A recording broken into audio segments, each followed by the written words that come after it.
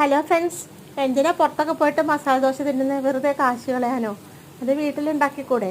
എന്ത് എളുപ്പമാണ്. ഉരുളക്കിഴങ്ങ് പുഴുങ്ങി അതിനകത്ത് കുറച്ച് സവോള, പച്ചമുളക്, ഇഞ്ചി, കറിവേപ്പില, മല്ലിയിലയൊക്കെ ഇട്ട് വഴറ്റി മസാല ആദ്യം ഉണ്ടാക്കി വെക്കുക. പിന്നെ നല്ല ദോശമാവ് വെച്ചിട്ട് ദോശ പരത്തി ഉണ്ടാക്കിയിട്ട് ഈ മസാല ചേർത്ത് സുഖമായിട്ട് കഴിച്ചൂടെ? എത്ര എളുപ്പമാണ് മസാല ദോശ വീട്ടിലുണ്ടാക്കാനായിട്ട്. നമുക്ക് പൈസ കൊടുത്ത്